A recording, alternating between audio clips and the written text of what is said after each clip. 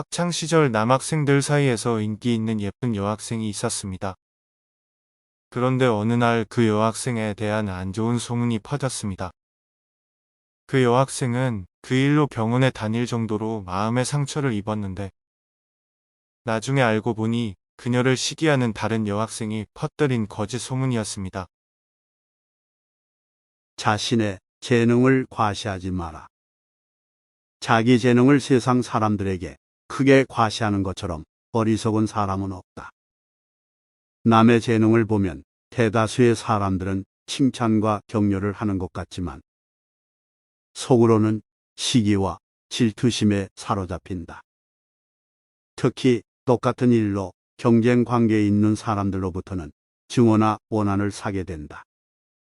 자신의 뛰어난 재능이란 과시하는 순간 공격의 표적이 된다는 사실을 잊어서는 안 된다. 이미 말했지만 인간의 가장 큰 본능은 쾌락과 허영심을 만족시키는 일이다. 이 쾌락과 허영심은 남과 자기를 비교한 우월감에서 나오는 것이어서 함께 어울려 있는 가운데 어느 누가 뛰어난 재능을 가졌다는 것은 다른 많은 사람들에게 정신적 무력감이나 피해감을 선사한다. 이 미움과 분노는 어떤 식으로든 보복하려는 의지로 나타난다. 따라서 재능이 뛰어난 사람이 가장 먼저 해야 할 일은 자신의 안전을 위해서 재능을 감추는 위장 가면을 쓰는 일이다. 재능이 뛰어난 사람은 자신이 남들과 똑같이 평범하다는 것을 애써 보여야 한다. 잘난 체 하는 사람들이 미움을 받는 것은 그 때문이다. 그러므로 높은 지위에 오르거나 돈이 많은 사람은 남들의 부러움과 존경의 대상이 되지만 재능이 뛰어난 사람이 합당한 존경을 받는 일은 거의 없다. 아마 그런 사람들은 성인 군자들의 사회에 살아야 제대로 존경을 받을 것이다. 사람은 따뜻한 체온을 원한다. 그래서 햇빛이나 난로 곁에 가까이 가려고 한다. 이런 현상은 본능적인 충동과 관련이 있어서 사람들은 자기에게 따뜻한 말과 기쁨을 주는 사람만 만나려고 하는 본능이 있다. 그런 사람이란 누구인가? 남자는 지능이 좀 모자란 사람이고 여자는 미모가 떨어지는 사람이다. 빼어난 미모를 가진 여자는 친구가 없다. 누가 빼어난 미모를 가진 친구와 어깨를 나란히 하고 가려고 하겠는가? 하지만 못생긴 여자들 곁에는 미인 친구들이 많다. 특히 못생긴 여자가 지위나 신분이 높은 경우에는 더욱 크게 환영을 받는다. 남자 역시 머리가 뛰어난 천재에게는 친구가 모여들지 않는다. 이렇게 남자들은 좀 바보처럼 보여야 하고 여자도 외모가 떨어져야 다른 사람들이 친밀감을 느낀다. 몇 번 당하고 나니 이제 누군가에게 진솔한 마음을 털어놓는 게 두렵습니다. 그렇다고 혼자 담고 있기엔 속병이 날까 두렵습니다. 개인적인 일은 비밀로 하라. 개인적인 비밀은 깊이 숨겨두어야 한다. 아무리 친한 친구에게도 객관적인 자기 모습만 보여주는 것이 좋다. 주관적인 입장에서는 친구도 역시 남이기 때문이다.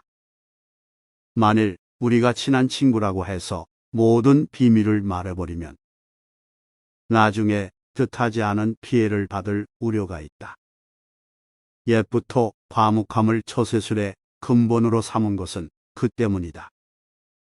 아라비아의 격언을 보면 생활의 지혜가 담겨 있다.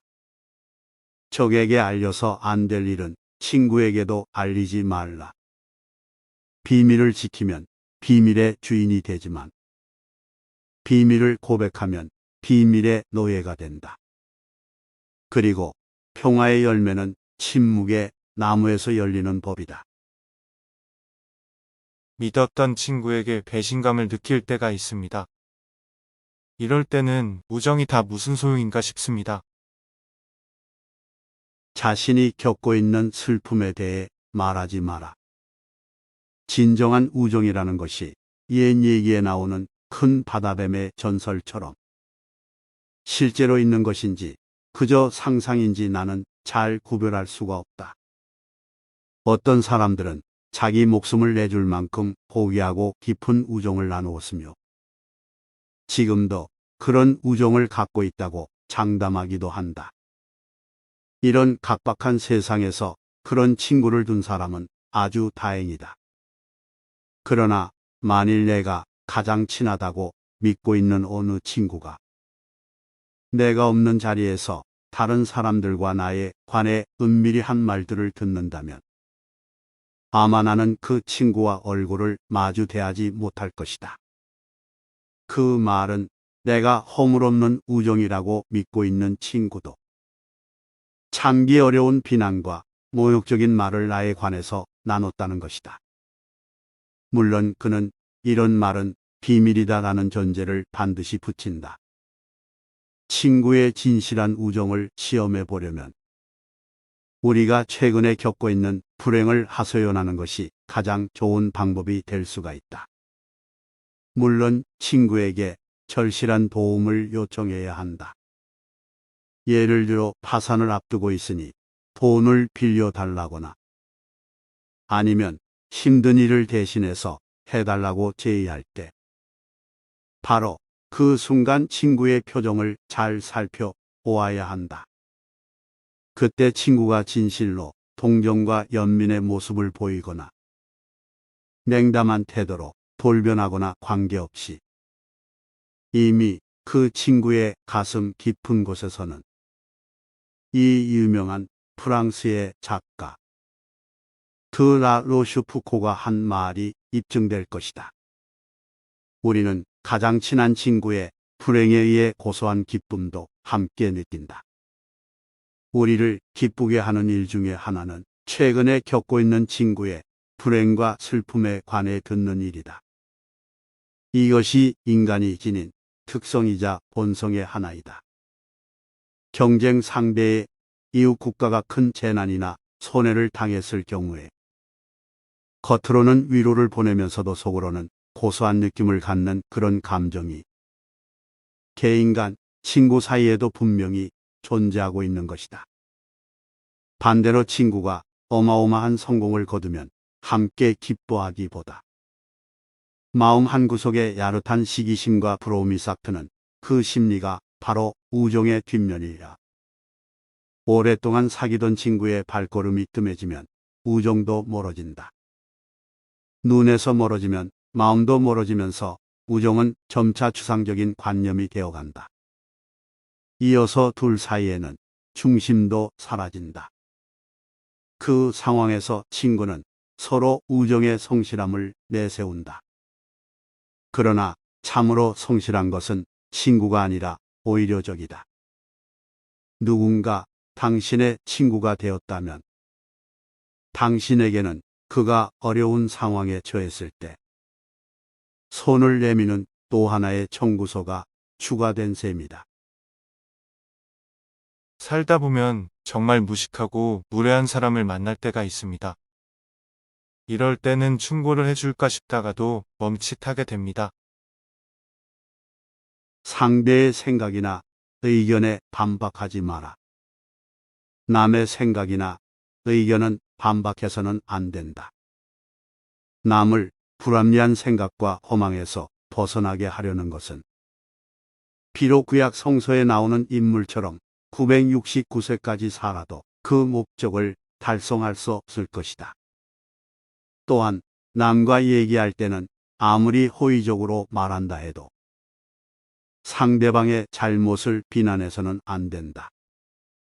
남의 감정을 사기는 쉽지만 그 잘못을 시정하기는 매우 어렵기 때문이다. 만일 남이 차마 귀로는 들을 수 없고 전혀 이치에 닿지 않는 말을 하더라도 개입할 필요가 없다. 단지 그가 서투른 연극을 하고 있다는 것을 알고 있으면 된다.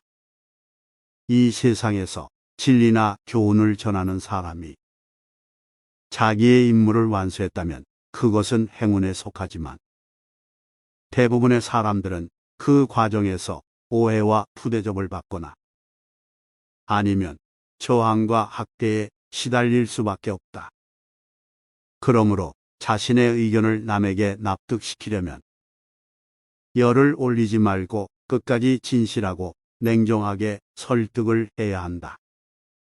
자기 의견을 말하면서 열을 올리면 듣는 사람은 그의 말이 지성에서 나온 판단이라기보다는 관철하려는 의지에서 나온 것이라고 생각하기 때문에 더욱 납득하려고 들지 않을 것이다. 상대의 인격을 무시하는 말을 하지 마라. 비록 천하고 가련하며 비웃음을 받아 마땅한 사람이라 할지라도 그의 인격을 무시해서는 안 된다. 오히려 모든 사람들의 인격 속에 존재하는 영원성이나 불멸성을 찾는 것이 중요하다. 아무리 나쁜 인격자를 만나더라도 그래 세상에는 저런 추악한 존재도 필요하지라고 생각해야 한다. 만약 우리들이 그런 사람을 적대시하면 우리들은 불의를 저지를 수밖에 없고 우리들의 일생을 온통 투쟁에 걸어야 한다. 우리는 그런 사람의 개성과 성격, 능력, 기질 혹은 역모를 뜯어고쳐 새롭게 만들 수가 없지 않는가. 우리들이 그런 인격을 가진 자들과 싸워서 그들을 바꿀 수 있다면 모르지만 그렇지 않다면 싸워야 할 이유가 없다. 남들과 삶을 함께 살기 위해서는 다양한 인격들과 개성들을 포용하면서 살 수밖에 없다. 그들을 내가 바꿀 수 없으니 비난할 필요도 없다. 아무것도 말하지 말아라. 어떤 사람의 흉악한 성격의 일면을 파악한 뒤에 그 사실을 잊어버리는 것은 마치 애써 모은 돈을 창밖에 내던지는 것과 다름없다. 누구나 남의 성격을 파악한 뒤에는 그 사람에 대한 경계의 의미로 기억해 두면 터무니없이 남을 믿어서 받는 손해를 피할 수 있다. 사랑하지도 말고 미워하지도 말라. 이것이 지혜의 절반에 해당된다. 아무것도 말하지 말고 아무것도 믿지 말라. 그것이 지혜의 나머지 절반이다. 그러나 이런 지혜를 지켜야 하는 이 세상에서 산다는 것은 얼마나 어처구니 없는 일인가.